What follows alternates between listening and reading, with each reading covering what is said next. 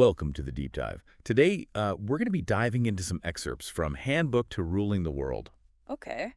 And this book looks at King Wen of the Zhou Dynasty. Right. And really kind of his approach to leadership. And this book is interesting because it was actually written in cooperation with Kasaysayan Hunters. Oh, wow. And it's dedicated to the 8 billion people in the world. Okay.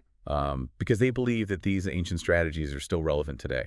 Well, and I think what's so interesting about Handbook to Ruling the World is that they really do present King Wen's strategies, which they call the warp, as a blueprint for military and political conquest. Oh. And it's almost like if you think of a weaver who is meticulously crafting a tapestry, Okay. and each thread is placed in a very specific order to create that masterpiece. Right. That's essentially what the warp is. Yeah. It's very calculated steps woven together to achieve a desired outcome. So the Zhou Dynasty was the longest-lasting dynasty in China's history. And this book claims that the warp was their secret weapon.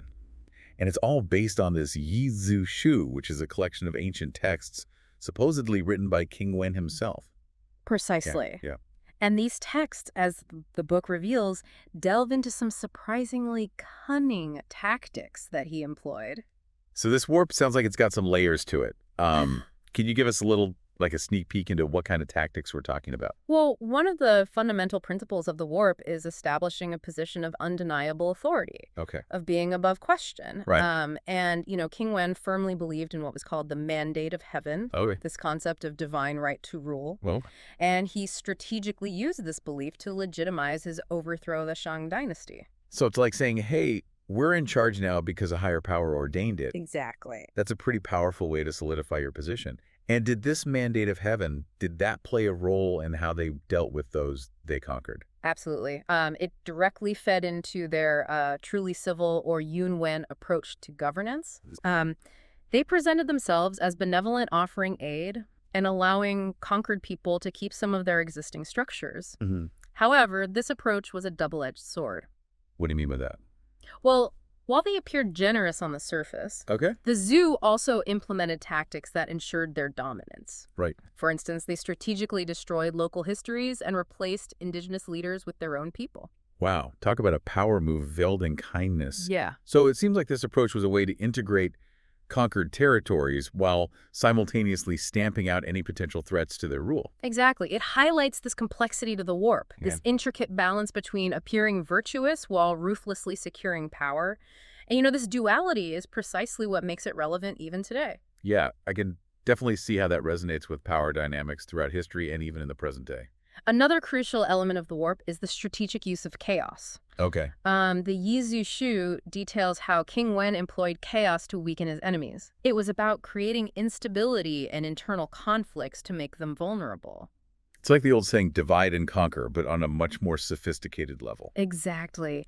Think of it as manipulating the threads of society. Oh, yeah. Carefully unraveling them to create weakness, Right. and then stepping in to reweave those threads Yeah. according to your design. So after conquering the Shang Dynasty king, Yeah. Wen united what the book refers to as the 4 quarters of the Middle Kingdom. Right. Can you elaborate on what that means? Essentially, it represents their worldview. Okay. They envision themselves at the heart of it all, the Middle Kingdom, surrounded by what they called the Wrong Demon and Yi. Okay. Think of it as a way of organizing and understanding their known world. And the Yi were the people that were often translated as barbarians in historical accounts. Yes, that's the traditional interpretation. Wow. However, Handbook to Ruling the World actually presents a fresh perspective, Okay. suggesting that the Yi were actually Austronesian people. And the book points to linguistic and archaeological evidence found in the Philippines to support this claim. That's a fascinating reinterpretation. Yeah. It suggests a much deeper connection between ancient China and Southeast Asia than is commonly known. Indeed, and it underscores the book's mission to re-examine traditional historical narratives and uncover this intricate web of connections that shaped the ancient world. All this talk about strategy and conquest makes me wonder about their actual military operations. What did King Wen's war machine look like on the ground?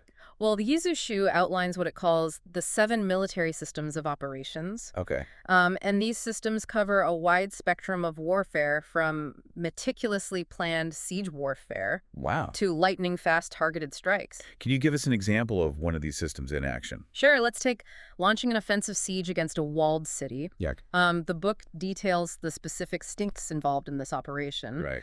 It wasn't just brute force. They considered everything from choosing the right location and exploiting the terrain to using psychological tactics to demoralize the enemy. So they were playing mind games even back then. Absolutely. They understood that victory wasn't just about physical strength, Right. but also about outsmarting your opponent. This is getting really interesting.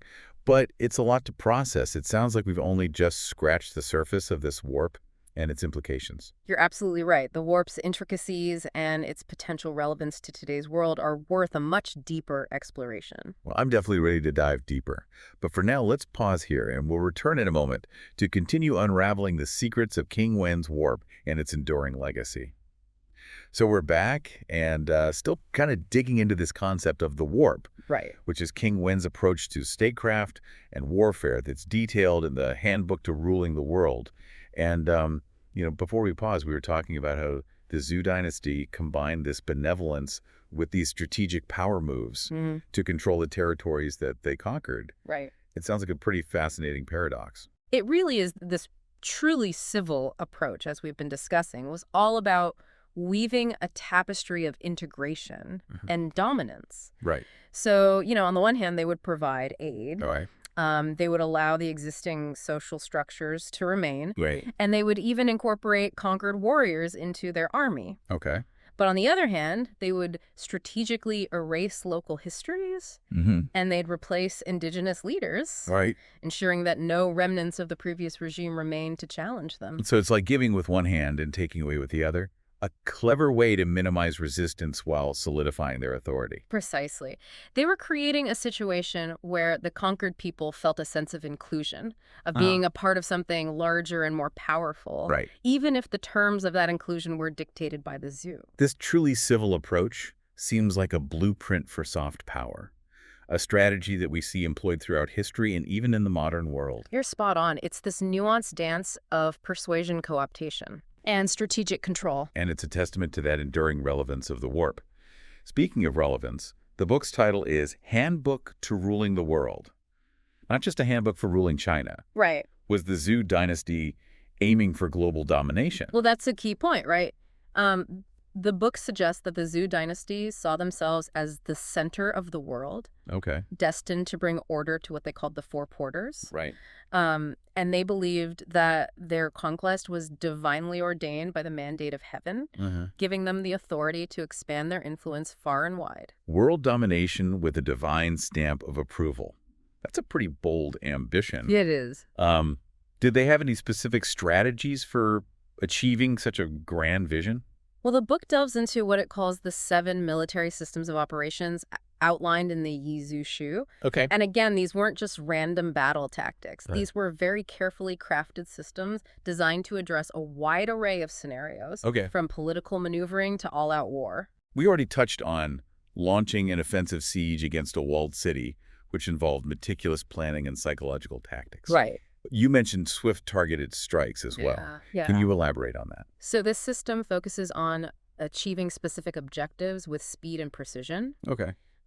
minimizing collateral damage, Right. and maximizing impact. So it's almost like a surgical strike, surgically removing a threat or Yeah. achieving a goal with minimal disruption. The parallels are definitely there, and it speaks to that timeless nature of strategic thinking. Right. The principles might be ancient, but the applications can be adapted to modern contexts. You mentioned there were 7 systems in total. Can you walk us through some of the others? Of course. So another intriguing one is incursions at the perimeter of the enemy's territory. Okay. And this involved probing attacks Right. and skirmishes designed to test the enemy's defenses Uh-huh. and to gather intelligence. So it's like sending scouts ahead to map the terrain and assess the enemy's strengths and weaknesses. Exactly. It's a way to kind of keep them off balance, Right. to make them constantly second-guess themselves while you gather the information you need to formulate a winning strategy. Brilliant tactic. Yeah. What were some of the other systems? Well, another one was pretty straightforward. It was armed military campaign attacking enemy territory. Okay. full-scale invasion when deemed necessary. Right. The Zhou Dynasty wasn't afraid to bring the hammer down when the situation called for it. So they had a system for every occasion, from subtle probing to overwhelming force. It It sounds like they had all their bases covered. And they understood the importance of choosing the right approach Right. for the right situation. Yeah. And that's the hallmark of any effective strategy, Yeah. whether you're talking about ancient warfare or modern business negotiations. What about unpremeditated contention, skirmishes, fought on neutral ground? That one sounds a little bit more chaotic. Well, this system acknowledges that not all conflicts are planned. Right. Border skirmishes, unexpected clashes, Right. sudden eruptions of violence. Yeah. These things happen. And the Zhou Dynasty had a framework for managing those situations as well. So even amidst the chaos, they had a system for maintaining control and minimizing damage. Precisely. And that's a crucial lesson from the warp. Okay. Even in the face of unpredictable events, Uh-huh. a well-defined system can help you navigate the storm and emerge stronger. And what about the last of the 7 systems? Ah, yes. The final system was correct administrative government in a political campaign. Okay. And this system wasn't about military tactics. Right. It was about establishing a strong and efficient bureaucracy to govern newly acquired territories. So it's not just about conquering, it's about governing effectively, Exactly. ensuring stability, Mm-hmm. and integrating those new territories seamlessly Yeah. into your empire. Precisely. And that's a crucial element of the warp that often gets overlooked. Okay. It's not just about power and conquest. Right. It's also about establishing a system that can maintain that power over the long term. This whole conversation about the warp and the 7 military systems has got me thinking about how history often repeats itself. Are we still seeing echoes of these ancient strategies in the modern world? That's a question worth pondering. And it's one we'll explore further when we return. Okay. So stay with us as we continue our deep dive into the world of King Wen and the enduring legacy of the warp. We're back, and I feel like we've been on quite a journey with this warp. Yeah, it is quite a fascinating concept. It really is. You know, King Wen's strategic blueprint for building and maintaining an empire, as detailed in the Handbook to Ruling the World. And it's incredible how these ancient principles seem to resonate even in today's world. Yeah, right. What's truly fascinating about the warp is its timelessness. It speaks to fundamental truths about power, conflict, and governance that seem to transcend cultural and historical boundaries. Before the break, we were discussing the 7 military systems of operations. And I was really struck by how many parallels we can draw to modern strategies, not just in warfare, but in other areas like business and politics. Absolutely. The core principles of the warp. Yeah. Understanding your opponent, Right. leveraging chaos, choosing the right strategy for the right situation. Yeah. These are all essential elements of effective leadership, regardless of the context. So are you suggesting that we're still entangled in the warp, as the book puts it, even today? The book certainly makes a compelling case for that argument. Okay. Consider the principle of utilizing chaos as a weapon, Right. which we discussed earlier. Yeah. King Wen used this tactic to destabilize his enemies, to create internal conflicts, Okay. and make them vulnerable to conquest. And you're saying we see echoes of this strategy in the modern world? Well, think about how disinformation and propaganda are used today. Okay. They're not physical weapons, Right. but they can be incredibly effective at sowing discord, manipulating public opinion, and destabilizing societies. Wow. That's a chilling thought. It's like a modern version of psychological warfare. Precisely. And it speaks to the adaptability of the warp. Okay. The principles remain the same, Right. but the tools and tactics evolve with the times.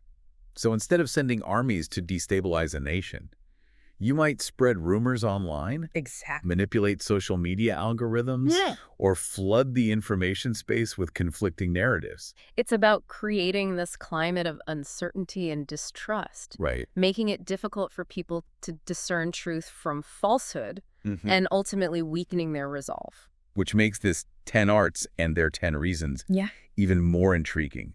The book describes these as essential skills and principles for effective governance. Right. Can you tell us a little bit more about them? Sure. So the 10 arts encompass a wide range of disciplines, from martial arts and espionage to resource management. Wow. And even manipulating chaos, as we've just discussed. They represent a holistic approach to leadership. Right. recognizing that effective governance requires mastery of both hard and soft power. Of all of these arts, which one do you think is most relevant to the challenges that leaders face in today's world? That's a tough question because they're all interconnected, but I think one that stands out is the art of reading the situation, which the book calls Shi. Okay. And this involves accurately assessing the political landscape, understanding the motivations of different actors, and anticipating potential threats and opportunities. So it's like having a strategic radar that's constantly scanning the environment Yeah. for signals and patterns. Exactly. And it's a skill that's more important than ever in Right. today's complex and rapidly changing world. Yeah. Leaders who can accurately read the situation are better equipped to make sound decisions, Right. navigate uncertainty, and seize opportunities. It sounds like the book is making the case that understanding the warp can be incredibly beneficial for leaders in any field, not just politics or warfare. Absolutely. The warp provides a framework for thinking strategically, Right. for understanding the dynamics of power, and for achieving your goals in a complex and often unpredictable world. So it's not about becoming a ruthless conqueror like King Wen, but rather about applying these principles of strategic thinking to our own lives Exactly. and careers. It's about recognizing those timeless patterns of power, conflict, and influence, and using that knowledge to navigate the challenges we face in our personal and professional lives. This has been an incredibly insightful deep dive into the world of ancient Chinese statecraft, and I feel like I've gained a whole new perspective on leadership and strategy. I'm glad to hear that. What's the one key takeaway that you want our listeners to remember from this episode? I think the most important takeaway is this. The warp is not just a historical artifact. It's a living system of principles and strategies that are as relevant today as they were centuries ago. And by understanding the warp, we can gain a deeper understanding of the world around us, make better decisions, and even influence the course of events. That's a powerful thought. So what's next for our listeners who are eager to learn more about the warp and its applications? Well, I highly recommend picking up a copy of Handbook to Ruling the World. Right. It's a fascinating read that will challenge your assumptions about history and leadership. And on that note, I think we'll bring this deep dive to a close. Yeah. But the exploration doesn't end here. Right. Keep those insightful principles of the warp in mind as you navigate the complexities of your own world. You might be surprised at the connections you uncover and the strategic advantages you gain. Until next time, deep divers, stay curious and keep exploring.